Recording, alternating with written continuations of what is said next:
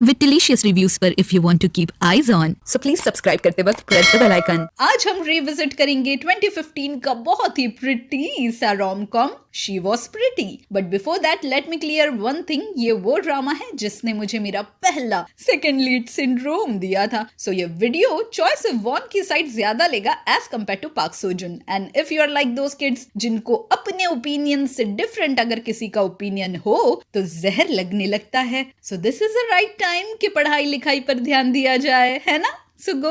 Story वही है, बचपन की दोस्ती, जवानी का प्यार। हीरोइन जब बच्ची होती है तो बड़ी खूबसूरत होती है। हीरो जब बच्चा होता है तो ओवरवेट होता है, जिसकी वजह से बाकी बच्चे उसका मजाक उड़ाते हैं और ये प्यारी बच्ची उसे प्रोटेक्ट करती है। कट टू, दोनों बड़े हो गए हैं बट ये बड़ा हैंडसम हो गया है और साथ ही साथ खड़ूस भी, जिसका कोई प्रॉपर एक्सप्लेनेशन ड्रामा में कहीं नहीं मिलता कि क्या ही बैक स्टोरी थी जो इतना क्यूट बच्चा ऐसे बन गया। और इस पर वक्त ने किया कुछ नॉट सो हंसी सितम। दैट मीन्स हम रहे न हम, तुम रहे न तुम।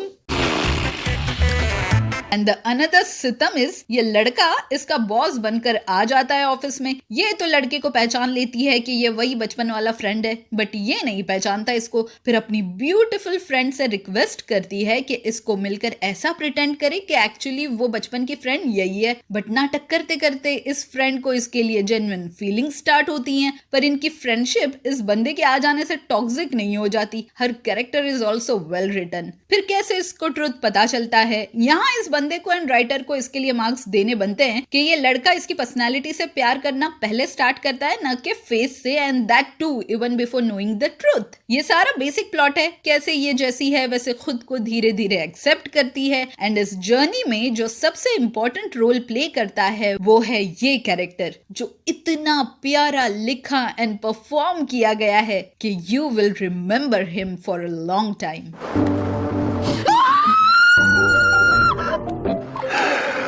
리액션이 이 정도는 돼야지.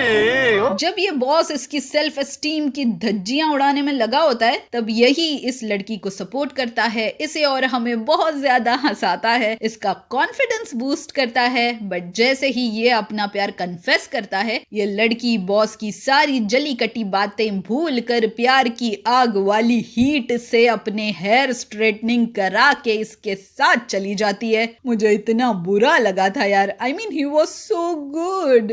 나 잭슨 좋아하는 것 같아. 그것도 꽤 많이. They are also cute and बड़े रोमांटिक सीन्स भी हैं जिन्हें इनिशियली डाइजेस्ट करना थोड़ा सा मुश्किल हो गया था मेरे लिए, बिकॉज इस ड्रामा से पहले मैंने किल मी हील मी देख ली थी, जिसमें ये दोनों भाई बहन होते हैं। Though they were not real siblings, but फिर भी यार वो वाली केमिस्ट्री बैठ गई थी माइंड में कि ये वाली केमिस्ट्री कन्विंसिंग ही नहीं लग रही थी। And because I was shipping them wholeheartedly, इसलिए भी शायद सोजुन का मैजिक भी उतना काम नहीं कर रहा था, एटलीस्ट फॉर मी।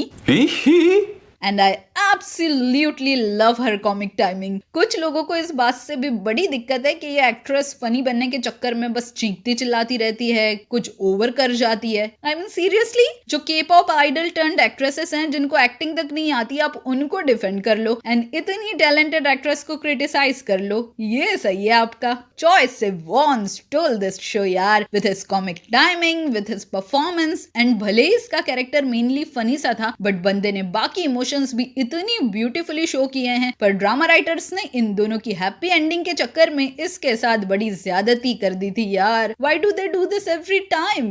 और भी कुछ चीजें थी जो मुझे जनरली पसंद आई, जैसे हारी और हेजिन के बीच की दोस्ती या द मोस्ट टीम के मेंबर्स। पार्क सोजुन का कैरेक्टर ना के ड्रामा प्लेबुक से उठाया हुआ लगा मुझे। He was typical terrible rich गाय जो प्यार की ताकत से ओवरनाइट चेंज हो जाता है। एक प्रॉपर अपॉलॉजी तो बनती थी इस लड़की के लिए, है ना, पर दिखाई ही नहीं। स्टार्टिंग में हेजिन का कैरेक्टर भी बड़े इंटरेस्टिंगली लिखा गया था, बट इसके मेकओवर के बाद ये भी वही टिपिकल कैंडी गर्ल बन जाती है जिसको हम बार बार रोम कॉम्स में देखते आए हैं। यू नो व्हाट, हमारा सारा कंसंट्रेशन इस बात पर था कि लड़का इसको इसके प्रेजेंट सेल्फ में एक्सेप्ट करेगा या नहीं, कि हम खुद से ये पूछना ही भूल गए कि ये लड़की इस लड़के को इसकी प्रेजेंट पर्सनालिटी के साथ एक्सेप्ट क्यों करेगी, just because he was her childhood friend. माँ की तरह नेल्स काट दिए इसलिए प्यार हो गया, ये मदरली फीलिंग नहीं हुई फिर?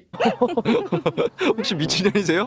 But please watch this drama because it's cute, entertaining and it has Choi Siwon. पूरे ड्रामा में इसको अगली अगली बताया हुआ है। यार एक तो ये कोरियन ब्यूटी स्टैंडर्ड समझ नहीं आता मुझे। कोरियन क्या किसी भी देश का कोई भी ब्यूटी स्टैंडर्ड मुझे समझ नहीं आता। उन रेड चिक्स एंड इस हेयर स्टाइल में मुझे तो बड़ी क्यूट लग रही थी ये। मैंने ना अपने इंस्टा फॉलोअर से पूछा था कि उन्हें उनके लुक्स को लेकर अगलीएस्ट रिमार्क क्या मिला है एंड आंसर्स रीड करके इतना बुरा फील हुआ। यार कुछ आंसर्स ने तो रुला ही दिया। ये सोसाइटी एक नंबर की दोगली है। तुम दुबले पतले हो तब भी बातें सुनाएगी, वेट गेन कर लो तब भी बातें सुनाएगी। अगर इनके हिसाब से खुद को बदलते रहोगे तो इंसान से कमेलियन बन जाओगे। So it's better to embrace yourself, love yourself and बता दो इस दोगली दुनिया को कि she was pretty, she is pretty and she will always be pretty.